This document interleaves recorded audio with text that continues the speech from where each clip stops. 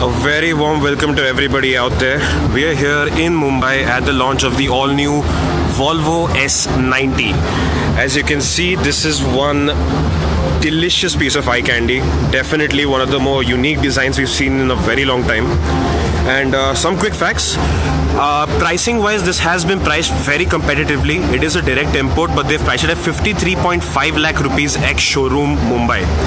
And that is a lip smacking price considering the fact that this is a direct import and it's still in line with locally assembled counterparts. So this is the second car that is based on Volvo's SPA, Scalable Product Architecture platform. And the first one, of course, being the Volvo XC90. So let's begin with the design. And here too you see the similarities with the XC90 SUV, beginning with elements like this. The Thor's hammer, daytime running LEDs. You can see the strip right here.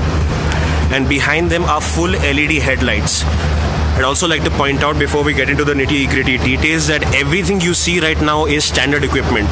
These are not optional extras. It's being launched only in the fully loaded Inscription variant, so you get all the bells and whistles. So coming back to the design, now you can see this, the concave chrome front grille with the floating effect slats. Again, very classy, very cool, and contemporary, you can say. Very European design, nothing overdone. Even though it is a very attention-grabbing car, it's not one that begs for it. Moving further down here, you can see these fog lamps, and they also come with a cornering function, and you can see the cutout out here for the headlamp washers.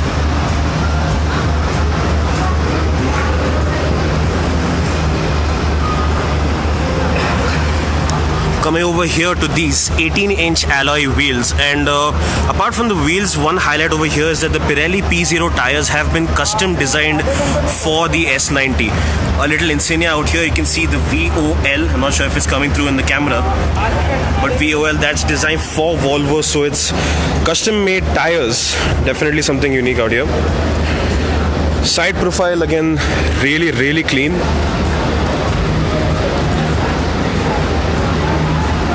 Most manufacturers out these days, you see a lot of aggression in the design, but over here you got a very simple shoulder line, very clean, no aggression as such, and there's a good reason for that. The design kind of reflects in the purpose of the car as well. It's very chauffeur-driven centric, very relaxed, very composed. It's meant for an owner who's looking at just cruising, not so much pedal to the metal action, if you know what I mean.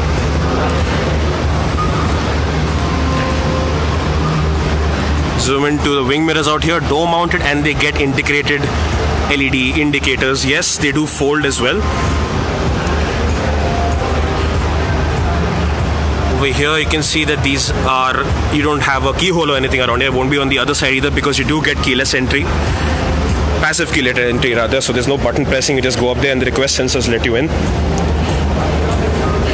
Rear 3/4 is definitely a unique angle to check this car out in, purely because it's a very unique design. It looks almost sportback like. You can see that the roof line swoops downward and cuts into a very stubby boot. So very sporty and kind of ready for action look. But again, it's all graceful, nothing overdone.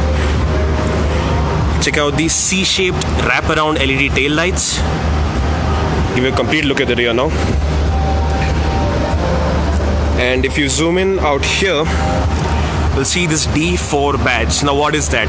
D4 is what designates the engine. It's a 1969cc or rather 2-liter 4-cylinder diesel engine, and it produces a 190 PS, 190 horsepower and 400 Nm of torque, all paired to an 8-speed automatic gearbox. You can see you get front and rear sensors. Nice little chrome dabs out here also for the tailpipes. So very healthy balance of elegance and sportiness too. So now I've given you a look on the outside. Let's see where the real action is. The cabin.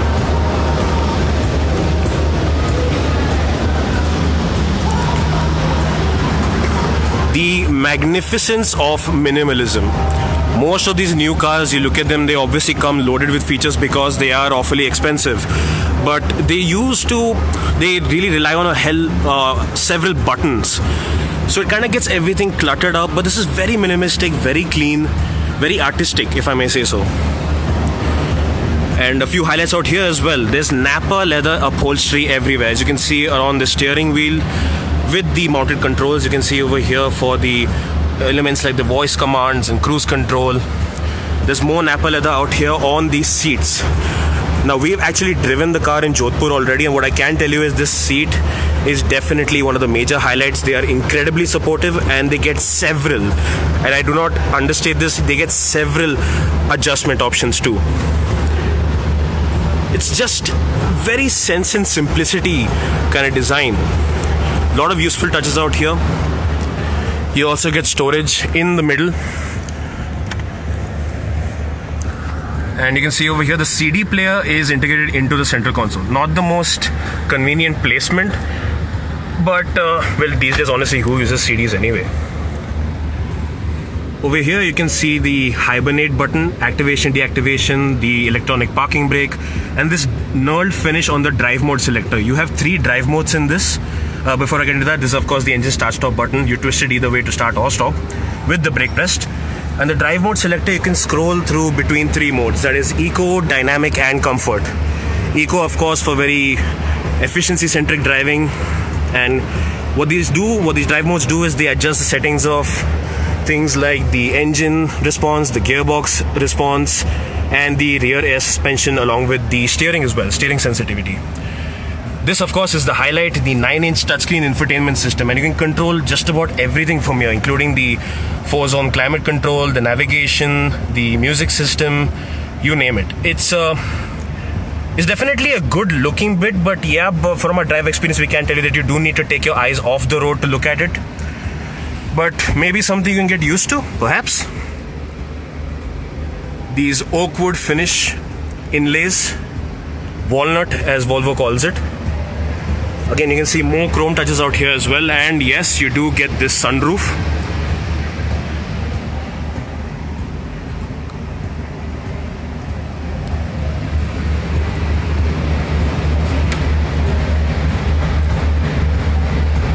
Another highlight would be out here, over here. This is not just some pretty looking thing. You can see the speaker out here. Well, that's one of a total of 19 speaker sound system by Bowers & Wilkins. It's been designed very specifically for the S90, keeping in mind the acoustics required for a car of this design. Very comfortable place to be in. So let's of course get you into the rear seat now.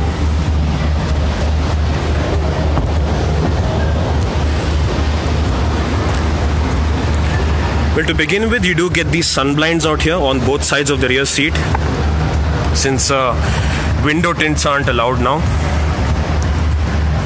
And as you can see, the floor hump is enormous, so it's okay for maybe kids, but this is best used as a 4-seater.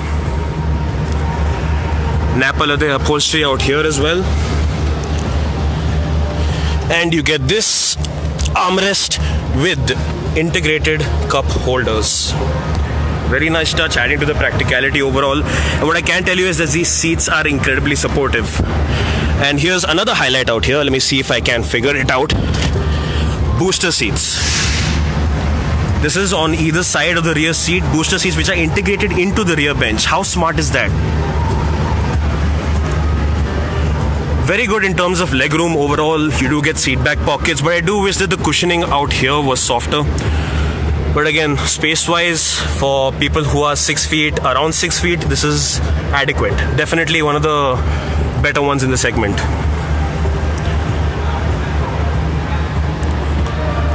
So that's it, ladies and gentlemen. Once again, I'd like to point out that this is being offered only in the fully loaded inscription variant. It comes with all the bells and whistles and has been priced at rupees 53.5 lakh ex-showroom. That for a directly imported car.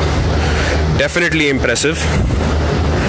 And now let's get to the swan song. Under that bonnet is the D4 4-cylinder diesel engine, as we mentioned before. 190 horsepower, 400 Nm of torque. It's all designed to be very relaxed and composed. Even the 8-speed automatic gearbox, it does come with a sport mode and all, but it's not meant for sporty driving. It's just for cruising, if I can say that again. So yeah, that's really about it. A quick rival check too. This thing will go up against the Mercedes-Benz E-Class which will be coming in a new generation next year. The BMW 5 Series, which will also be coming in a new generation next year. Apart from that, you will of course have the Jaguar XF, the second generation, which has just been launched in India. That too is a direct import. And of course, the Audi A6 Matrix.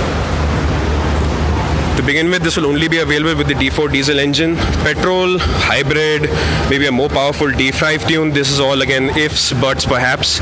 No confirmation so far, but there you have it. The all-new 2016 Volvo S90. Bookings have opened right now and deliveries will begin in December this year. Thanks for watching.